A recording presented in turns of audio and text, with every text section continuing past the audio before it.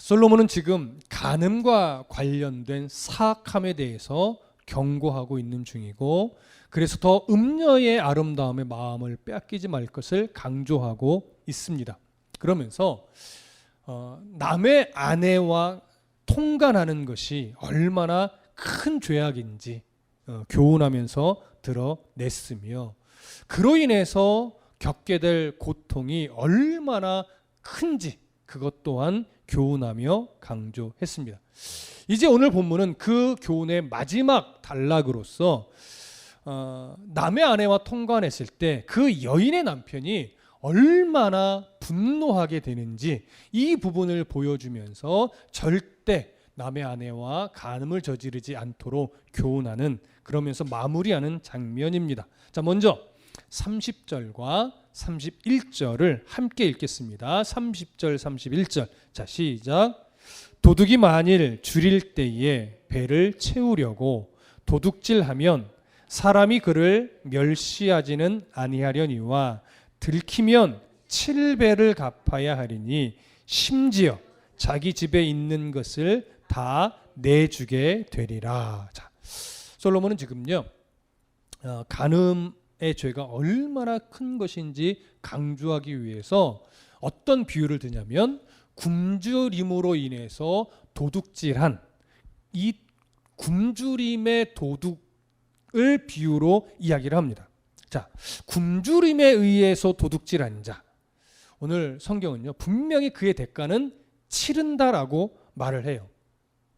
그 도둑질에 대한 대가는 분명하게 치르게 되는데, 좀 의아한 것은 무슨 말을 하냐면 30절 중간 이후에 사람이 그를 멸시하지는 않는데요. 이게 무슨 말이냐면, 이 사람이 단순하게 탐욕과 욕심으로 도둑질한 것이 아니라 너무 굶주려서 이 굶주림 때문에 어쩔 수 없이 도둑질을 한 것을 사람들이 보고요, 그를 그래도 불쌍히는 여긴다는 얘기예요. 손가락질하거나 그를 비웃거나 조롱하지는 않는다는 얘기예요. 하지만 아무리 굶주림에 의해 도둑질을 했다 할지라도, 그래서 그의 처지와 상황을 사람들이 이해하기 때문에 손가락질하거나 비웃거나 조롱하지는 않는다 할지라도 그것도 분명히 죄라는 거예요.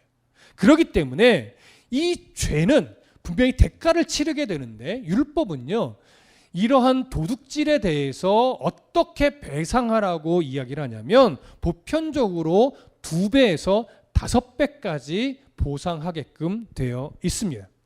만일 배상할 능력이 없으면 어떻게 되느냐, 일정 기간 동안, 그러니까 훔친 것에 어떤 금액과 좀 관련이 있는데 일정 기간 동안 노예로 팔려가는 일까지 생겨나게 됩니다.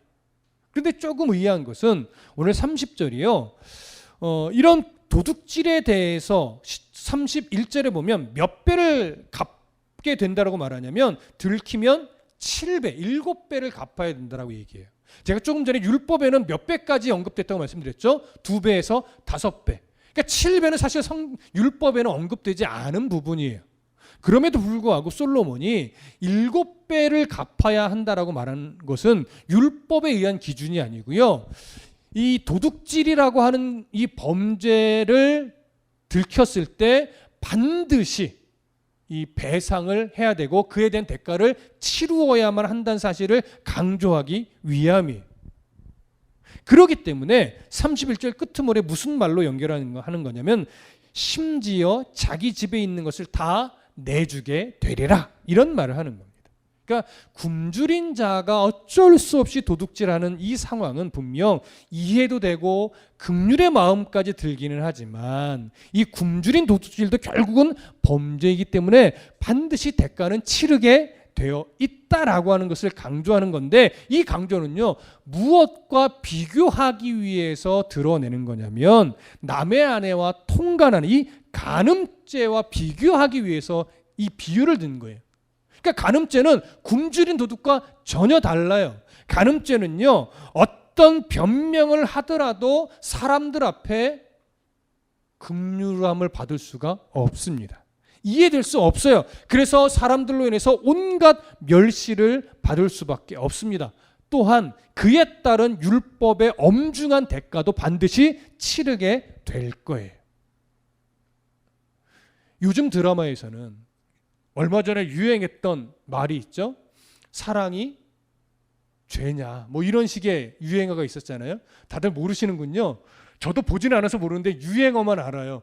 사랑이 죄야, 뭐 이런 거 있었잖아요. 자, 하지만 성경은요 분명하게 말해요. 사랑도 죄가 될 수 있다라고 이야기를 하죠. 여러분, 마지막 심판 때에 하나님 앞에 우리가 딱 그리스도의 심판대 앞에 섰을 때 우리는 분명 상급의 심판을 받고 기쁨으로 주님의 영접을 받으며 하나님에 들어가겠지요. 그런데 또 다른 부류의 사람들은요, 예수 그리스도의 그 심판대 앞에서 수많은 변명을 하게 될 겁니다. 여러 종류의 변명이 있겠지만 이렇게 변명하는 이들도 있을 거예요. 예를 들어보자면, 제가 그 목사한테 상처를 받아서 내가 교회를 떠난 거고 신앙을 가질 수 없었던 겁니다. 뭐 이런 변명을 할 수도 있겠죠. 또 어떤 이는 제가 교회 장로에게 사기를 당했는데 어찌 내가 교회를 다닐 수 있었겠습니까? 라고 하면서 변명할 수 있겠지요.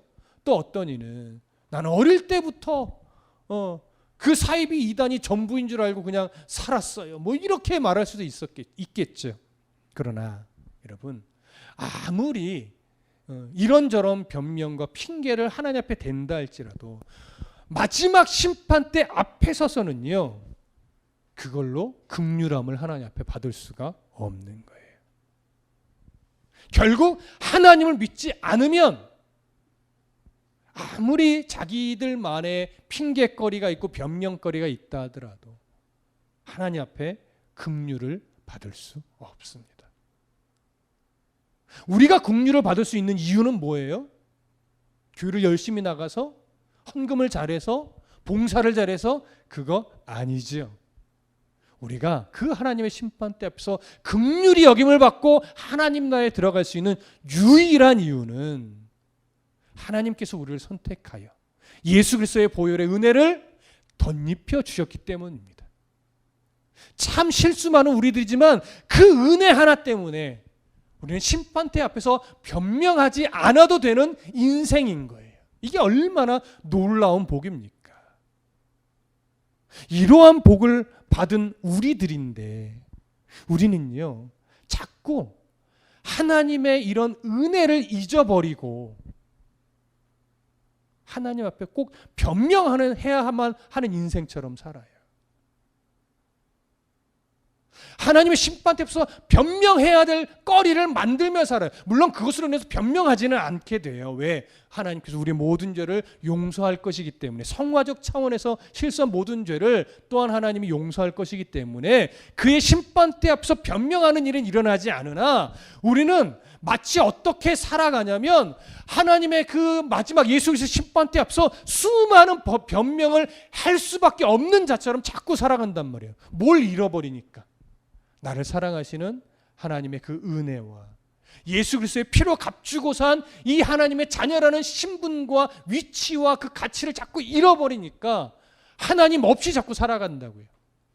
교회 안에서는 은혜를 구하지만 교회 문밖만 나가면 그 은혜가 인도하는 대로 살아가는 것이 아니라 내 눈앞에 있는 물질과 내 눈앞에 있는 성공과 내 눈앞에 있는 그 가장 현실적인 문제에 매여서 자꾸 살아가다 보니까 하나님의 마음을 잃어버리죠.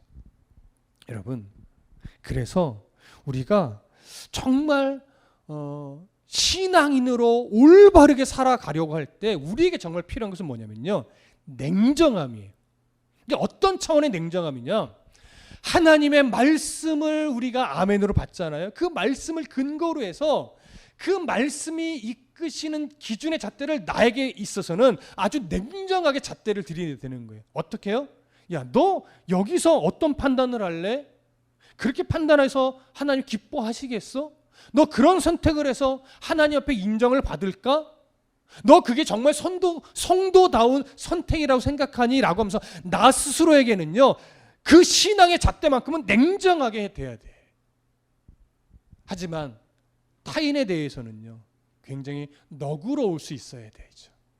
그래서 내 눈에 있는 들보를 볼 수 있어야지 남의 눈에 있는 티를 보고 혹시 막 들보인 양 떠들어대는 인생이 돼서는 절대 안 되는 거예요.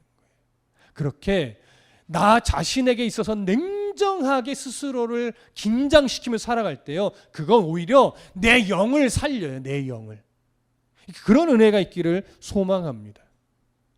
그러니까 오늘 여기서 이 남의 아내와 간음을 저지른 자는 바로 이러한 하나님의 마음을 잃어버리고 자기 육체의 정욕이 이끄는 대로 그냥 분별 없이 판단 없이 그냥 가니까 거기서 너무나 큰 잘못, 큰 실수를 하게 되는 거죠. 자, 이제 32절과 33절을 보겠습니다. 함께 읽습니다. 시작. 여인과 간음하는 자는 무지한 자라. 이것을 행하는 자는 자기의 영혼을 망하게 하며 상함과 능욕을 받고 부끄러움을 씻을 수 없게 되나니. 자, 여기 언급된 여인이 바로 히브리어 성경으로 보면요, 남편이 있는 여자를 의미하는 단어예요.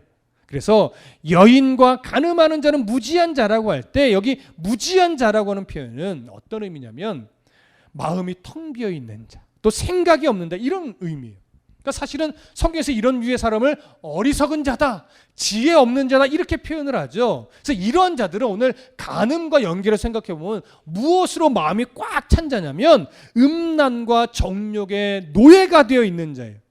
그러다 보니까 이 모든 이성이요, 음녀에게, 정욕에, 쾌락에 완전히 빼앗겨서 올바른 판단을 할 수 없는 지경까지 이르는 거예요.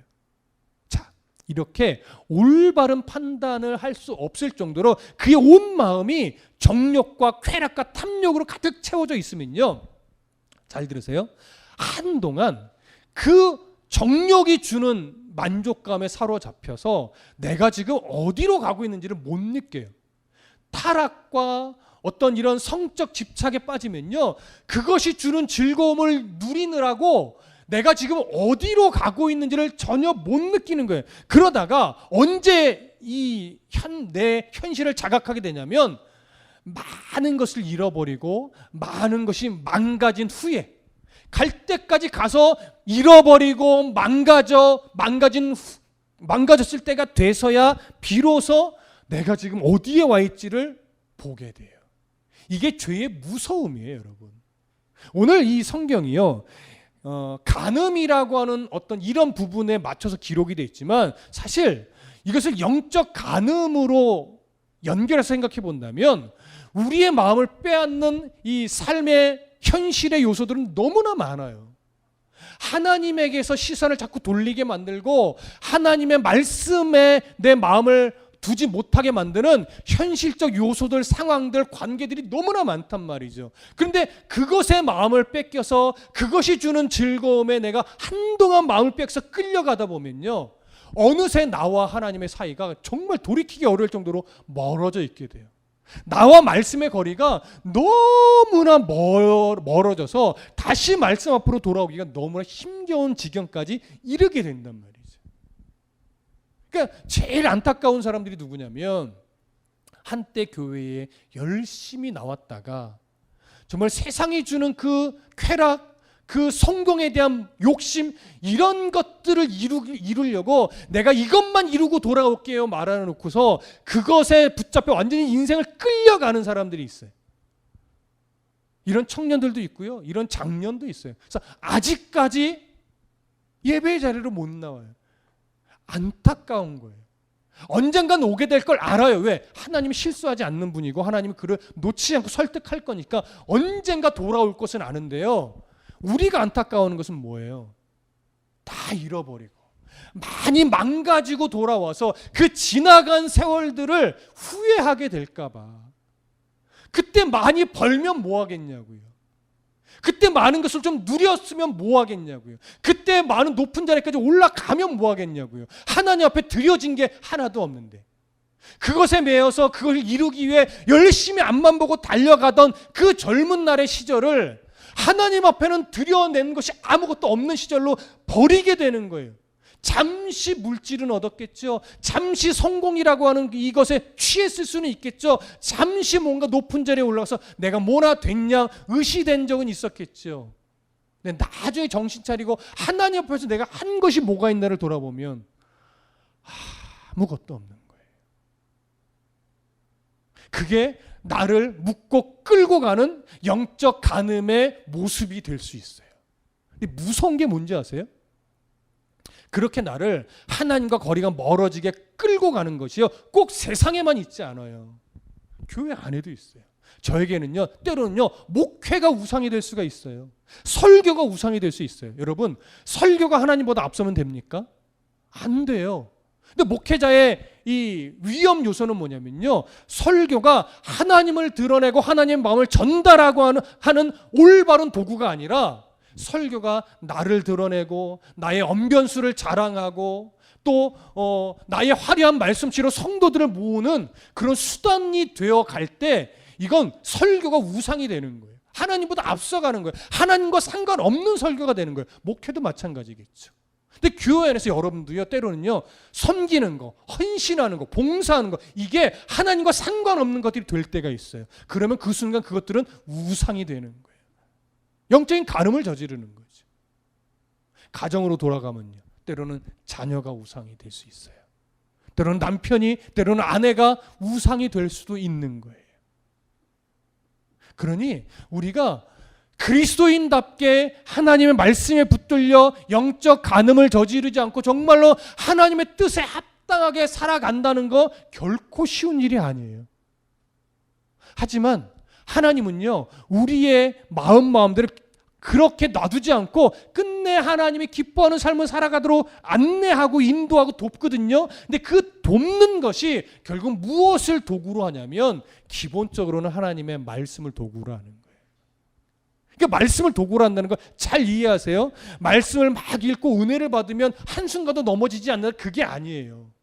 말씀을요, 늘 가까이 하고 내 마음에 채우고 또 설교를 통해서 아멘 하다 보면요, 때로는 넘어지더라도 일어나는 속도가 빨라지는 거예요. 하나님과 잠시 멀어질 수 있어요. 왜? 내 안에 아직 탐심이 살아있고 욕심이 살아있으니까. 근데 갔다가요, 예전 같으면 한참 가다가 돌아오는데, 말씀이 내 안에 있으면요, 조금만 가다가도 정신이 번쩍 들어요. 왜? 말씀이 내 영혼을 자꾸 푸시를 하거든요. 너 그 길 아니야. 너 지금 멀어지고 있어. 끊임없이 말씀이 내 안에 살아서 나의 신앙의 양심을 찔러서, 나 지금 왜 이러고 있지라고 정신을 차리게 하거든요.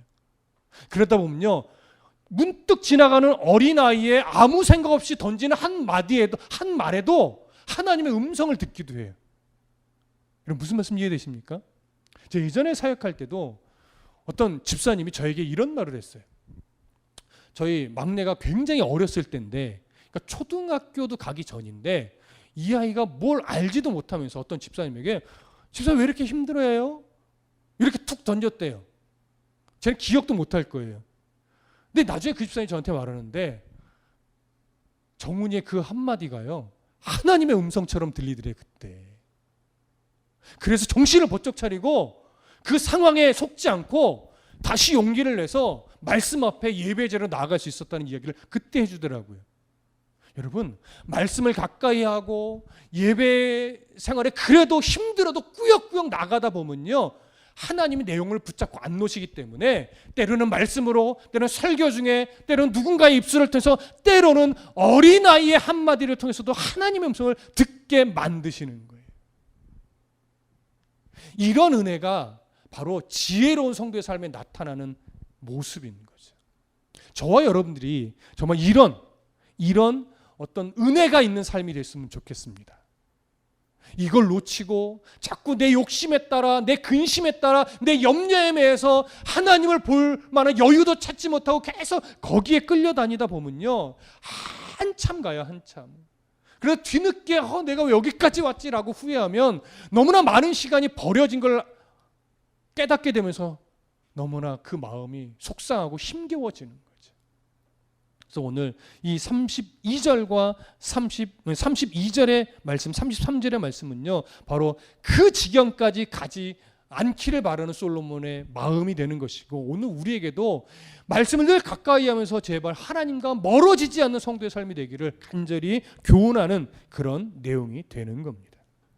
자, 34절과 35절을 함께 보겠습니다. 34절과 35절 함께 읽습니다. 시작.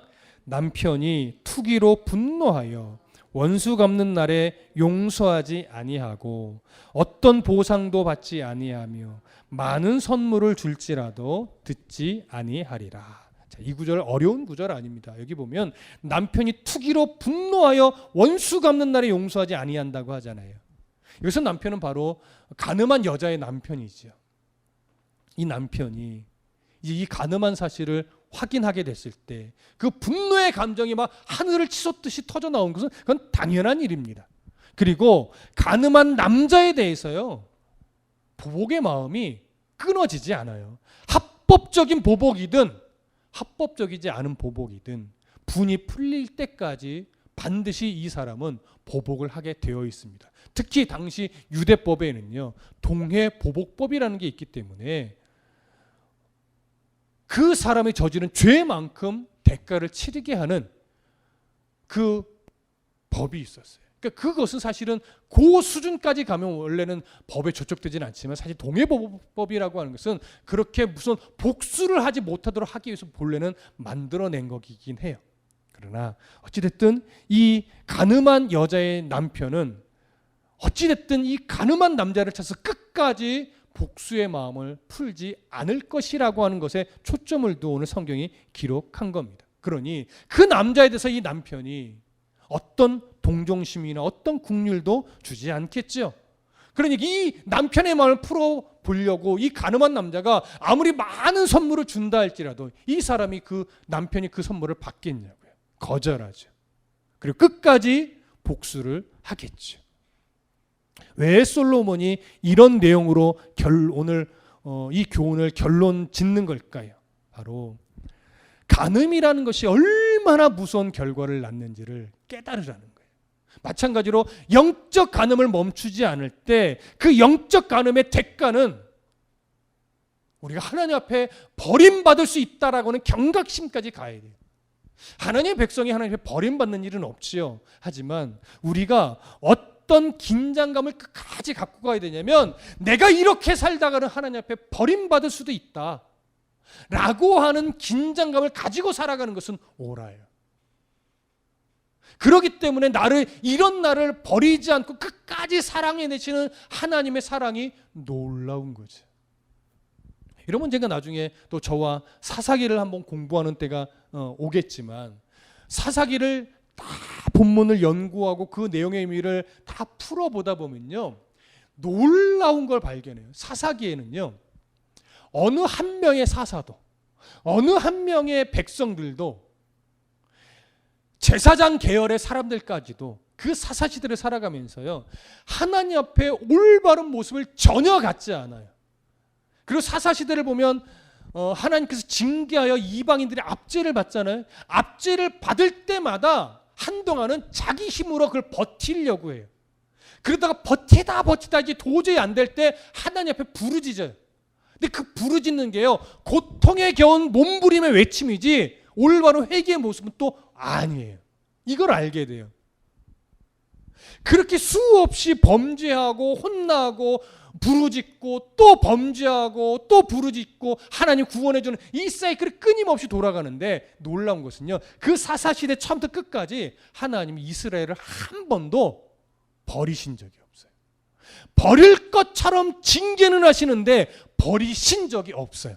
끝까지 사랑해내요. 그래서 사사기는 이 정말로 욕망의 시대를 살아가는 백성들을 끝내 버리지 않고 사랑해내신 하나님의 역사예요. 이게 사사기예요. 근데 이 사랑이요, 오늘날도 똑같아요. 무너진 교회, 무너진 목회자들, 또 무너진 성도들, 세상과 타협하는 교회, 세상과 타협하는 목회자, 세상과 타협하는 성도들, 하나님은요, 이런 교회, 이런 목회자, 이런 성도들이 정신을 차리도록 하나님이 징계는 하시지만 놀라운 건 끝내 버리시지는 않아요. 끝까지 사랑해내세요. 오늘 우리는요, 이 사랑 가운데 있는 자녀들이에요. 그래서 우리가 이 사랑을 깊이 깨닫게 되면, 이 사랑의 크기를 깨닫게만 되면요, 말을 함부로 할 수가 없게 돼요. 왜? 이 큰 사랑을, 이런 하나님의 사랑을 나의 말실수로 훼손을 시킬까 봐, 나의 행동 하나로 인해서 하나님의 이 놀라운 사랑이 가려질까 봐 말과 행실을 무지하게 조심하게 되는 거예요. 근데 하나님의 사랑의 크기를 아직 못 느낀 사람들은요, 사랑한다라고 고백은 하지만 아직도 자기 성질대로 말하고 자기 성질대로 행동하면서 하나님과 상관없이 말하고 행동하는 그런 실수를 범하게 되는 거죠. 여러분, 하나님은 정말 우리를 사랑합니다. 하나님은 정말 우리를 절대 버리지 않는 그 큰 사랑으로 오늘도 우리를 품고 계십니다. 근데 우리는 자꾸 실수하죠. 마치 하나님이 나를 버리시지는 않았을까? 하나님 지금 나를 벌 주시는 건가? 이렇게 생각한단 말이에요. 여러분 잘 들으세요. 하나님은요, 우리를 벌 주시는 하나님이 아니에요. 끝까지 사랑해내시는 하나님이고, 우리를 사랑함에 있어서 그 사랑을 포기하신 적이 없는 하나님이에요. 근데 그 사랑을 우리가 못 깨달으니까 때로는 징계의 상황으로 그냥 놔두시는 경우가 있을 뿐이죠. 하나님의 그 크신 사랑을 가슴 깊이 새겨 넣으십시다. 그리고 더 하나님을 바라보면서 나를 향한 그 하나님의 사랑이 얼마나 크고 풍요로운 사랑인지를 깨달으십시다. 그러면 그 사랑이 이제 내 가슴 깊이 스며 들어오게 될 때, 그때부터는 삶이 바뀌어요. 그때부터는요, 내 입술로부터 나아가는 말이 바뀌게 돼요. 나의 행동 하나하나가 바뀌게 돼요. 왜? 어떻게 하면 조금 더 하나님을 드러낼 수 있을까? 이 고민을 하게 되니까요. 여러분, 이 사랑을 가슴 깊이 새기고 영적 간음을 저지르는 인생이 아니라 나의 말과 행실에서 정말 하나님의 아름다우심을 드러내는, 부족하고 연약하지만 그렇게 하나님을 드러내는 삶을 살아가는 성도가 되게 해달라고 끊임없이 기도하면서 상황과 현실을 믿음으로 이겨내시고 상황과 현실에 속지 않는 그런 성도의 삶이 되시기를 간절히 소망하고 축복합니다. 기도하겠습니다.